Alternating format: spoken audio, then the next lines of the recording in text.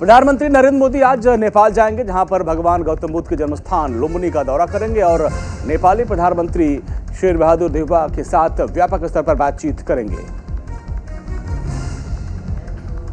इस बातचीत के दौरान भारत और नेपाल के बीच पनबिजली, विकास और संपर्क जैसे कई क्षेत्रों में द्विपक्षीय सहयोग बढ़ाने पर भी चर्चा होगी और दोनों मुल्कों के बीच 5 अहम समझौतों पर भी हस्ताक्षर हो सकते हैं।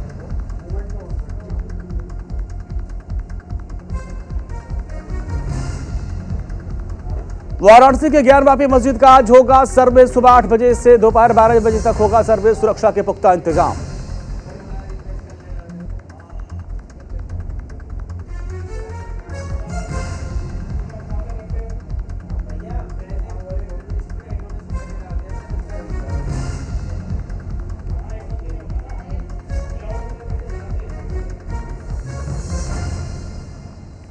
सर्वे के दूसरे दिन ज्ञानवापी मस्जिद के गुंबद और दीवार का सर्वे किया गया। मुस्लिम पक्ष के वकील ने कहा कि मस्जिद के सर्वे में किसी तरह की कोई भी बाधा नहीं आ रही और हर कोई सर्वे में सहयोग कर रहा है। उदयपुर में कांग्रेस चिंतन शिविर में राष्ट्रीय अध्यक्ष सोनिया गांधी ने नेताओं को संबोधित किया और उन्होंने पार्टी नेताओं को धन्यवाद दिया, जिन्होंने इस शिविर में हिस्सा लिया और अपनी राय रखी। सोनिया गांधी ने कहा कि कांग्रेस पार्टी पूरे देश भर में 2 अक्टूबर से भारत जोड़ो यात्रा की शुरुआत करेगी। सभी कार्यकर्ताओं से अपील करते हुए इस यात्रा में शामिल होने को कहा है। उन्होंने कहा कि यात्रा सांप्रदायिक सौहार्द को बनाए रखने में मदद करेगी और जिले स्तर पर जन जागरण अभियान भी चलाया जाएगा।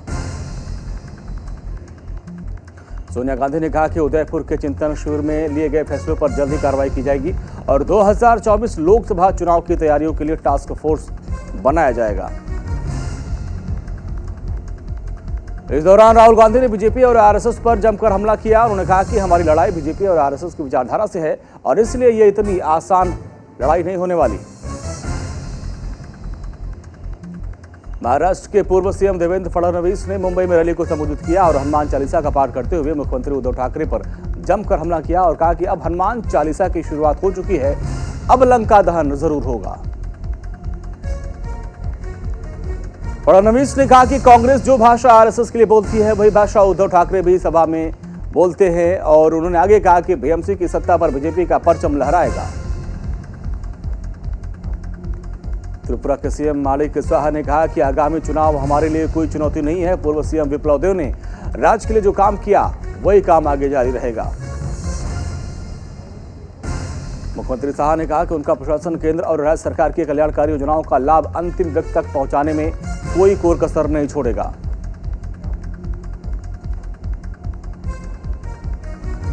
पुलवामा के हवाल ट्रांजिट आवास में रहे कश्मीरी पंडित को लश्कर-ए-इस्लाम नाम के आतंकी संगठन ने धमकी दी। कश्मीरी पंडित घाटी छोड़ दे या फिर मौत के लिए तैयार रहें। आतंकी संगठन ने कहा कि ऐसे कश्मीरी पंडित जो कश्मीर एक और इजराइल चाहते हैं, कश्मीरी मुसलमानों को मारना चाहते हैं, उनके लिए यहां कोई जगह नहीं है। टारगेट किलिंग के लिए तैयार रहो। भारतीय किसान यूनियन 2 गुटों में बंट गया। राकेश टिकैत वाले गुट से बीक्यू के कई नेता अलग हो गए। अब भारतीय किसान यूनियन अराजनैतिक अलग संगठन बना। इसके अध्यक्ष राजेश सिंह चौहान बनाए गए। बीक्यू प्रवक्ता राकेश टिकैत का बयान सामने आया। उन्होंने कहा कि कुछ लोगों के विचार नहीं मिले तो वो छोड़ के चले गए। नाराज किसान नेताओं ने अलग से अपना संगठन बनाया है। उन्होंने कहा कि सरकार के इशारे पर ये सब कुछ हो रहा है। हमारा संगठन भारतीय किसान यूनियन है और संगठन पर इसका कोई प्रभाव नहीं पड़ेगा। चंद लोगों से कोई प्रभाव नहीं पड़ता। दिल्ली में बीते 24 घंटे में कोरोना के 613 नए मरीज सामने आए, जबकि 3 की मौत हुई। एक्टिव केसेस की संख्या 3762। कैलिफोर्निया के एक चर्च में अंधाधुंध फायरिंग की खबर। इससे एक युवक की मौत हो गई और 4 लोग गंभीर रूप से घायल हुए। हमलावर को पुलिस ने हिरासत में ले लिया। रूस यूक्रेन युद्ध के बीच नेटो चीफ का बड़ा दावा। कहा रूस के खिलाफ युद्ध जीत सकती है यूक्रेन की सेना। यूक्रेन के लोग बहादुरी से कर रहे हैं अपने देश की रक्षा। पाकिस्तान में 2 सिखों की गोली मारकर हत्या कर दी गई। बाइक सवार 2 हमलावरों ने हमला किया और मसाले का कारोबार ये लोग करते थे। पाकिस्तान में सिखों की हत्या पर पंजाब के मुख्यमंत्री भगवंत मान ने केंद्र सरकार से अपील की। पाकिस्तान से सिखों की हत्या के मसले पर बात कर विदेश मंत्रालय उनसे बात करे, हल निकाले। आज नेपाल दौरे पर रहेंगे प्रधानमंत्री नरेंद्र मोदी। बुद्ध पूर्णिमा के मौके पर माया देवी मंदिर में दर्शन पूजन करेंगे और लुम्बिनी में खास इंतजाम किए गए हैं।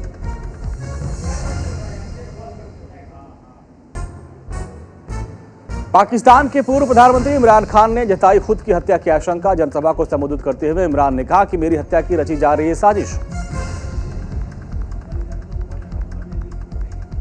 पाकिस्तान के पूर्व प्रधानमंत्री इमरान खान का बयान कि मेरी हत्या हुई तो एक वीडियो किया जाएगा शेयर। वीडियो में होंगे मेरी हत्या की साजिश रचने वालों के नाम। चीन ताइवान पर कर सकता है परमाणु बम का इस्तेमाल। ताइवान न्यूज के हवाले से खबर। अमेरिकी वॉर गेम एक्सरसाइज के चलते हुआ खुलासा। आजादी के बाद सबसे बुरे दौर में गुजर रहा श्रीलंका। पीएम रानिल विक्रमसिंघे ने की विश्व बैंक और एशियाई विकास बैंक से चर्चा। दोनों बैंकों के प्रतिनिधियों से आर्थिक हालात को लेकर बातचीत।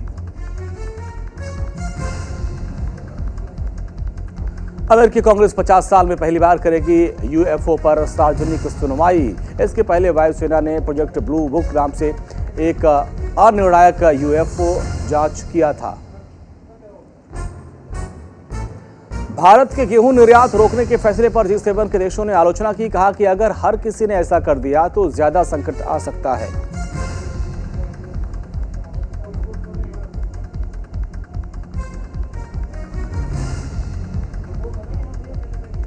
एक बार फिर से उड़ान भर सकती है जेट एयरवेज की फ्लाइट। नए मालिक के हाथ में जाने के बाद जल्द ही फुल सर्विस शुरू हो सकती है।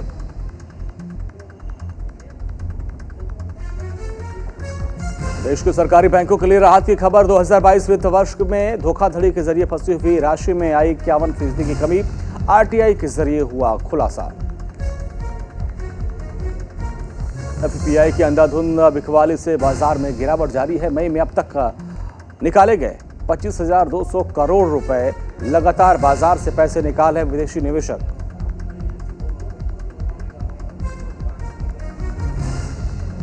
बिकवाली की वजह से रिलायंस, टीसीएस समेत कई कंपनियों को भारी नुकसान हुआ है। हफ्ते भर में फिसला 2.48 लाख करोड़ का मार्केट कैप। मुद्रास्फीति की चुनौती से निपटने के लिए एफएमसीजी कंपनियों ने लिया बड़ा फैसला। अब छोटे पैकेज में मिलेंगे रोजमर्रा के सामान। कंपनियों ने ब्रिज पैक भी मार्केट में उतार दिए हैं। अडानी ग्रुप ने की होलसेल सीमेंट के साथ 10.5 अरब डॉलर की डील। इस सौदे के साथ अडानी बन जाएगी ये कंपनी भारत की दूसरी सबसे बड़ी सीमेंट निर्माता कंपनी। 74 साल में पहली बार भारतीय बैडमिंटन टीम ने रचा इतिहास। थॉमस कप पर किया कब्जा। 14 बार की चैंपियन इंडोनेशिया को 3-0 से हराकर जीत दर्ज की। भारत के थॉमस कप जीतने के बाद राष्ट्रपति रामनाथ कोविंद ने टीम को बधाई दी और कहा कि देश को अपने चैंपियंस पर गर्व है। वहीं प्रधानमंत्री नरेंद्र मोदी ने भी थॉमस कप जीतने पर बैडमिंटन टीम से फोन पर बातचीत की, जीत की बधाई दी और खेल मंत्रालय ने टीम के लिए 1 करोड़ की राशि देने का ऐलान किया है। आईपीएल में राजस्थान रॉयल्स ने लखनऊ सुपर जायंट्स को 24 रन से हरा दिया। 20 ओवर में 8 विकेट खोकर 154 रन बना पाई लखनऊ की टीम। लखनऊ को हराने के बाद राजस्थान ने और मजबूत की प्लेऑफ में पहुंचने की दावेदारी। पॉइंट्स टेबल पर दूसरे नंबर पर पहुंची राजस्थान की टीम। आज आईपीएल में खेला जाएगा पंजाब और दिल्ली के बीच मुकाबला। मुंबई के डीवाई पाटिल स्टेडियम में होगा मैच। दोनों टीमों के 12-12 मैचों में 12-12 पॉइंट्स हैं। गुजरात से मैच हारने के बाद एमएस धोनी ने मानी अपनी गलती। बोले टॉस जीतकर लेना चाहिए था पहले फील्डिंग का फैसला। पहली पारी में हो रही थी बैटिंग में परेशानी। यूएई में इस महीने में नहीं किया जाएगा आईफा अवार्ड समारोह का आयोजन। यूएई के राष्ट्रपति शेख खलीफा के निधन के बाद लिया गया फैसला। केजीएफ 3 को लेकर निर्माता ने किया बड़ा अपडेट। फिल्म के निर्माता विजय किरांगदूर ने कहा कि केजीएफ 3 को लेकर इस अक्टूबर में फ्लोर पर जाने का दावा है। 2024 में हो सकती है रिलीज ये फिल्म। फ्लैट में पंखे से लटका मिला बंगाली अभिनेत्री पल्लवी डे का शव। को एक्टर का बयान 2 दिन पहले शूटिंग में साथ थी और मौत के पीछे की वजहों को तलाशने में जुटी है पुलिस। शादी के बाद पहली बार साथ साथ दिखे रणवीर और आलिया। दोनों को करण जौहर के नए रेस्टोरेंट नुमा कोलाबा में किया गया स्पॉट। शादी की 1 मंथ एनिवर्सरी सेलिब्रेट की। आश्रम 3 में बॉबी देओल के साथ रोमांस करती दिखी ईशा गुप्ता। अपने रोल को लेकर बोली, मुझे अपनी भूमिका की बारीकियों के साथ खेलने का मौका मिला। 3 जून को रिलीज होगी सीरीज।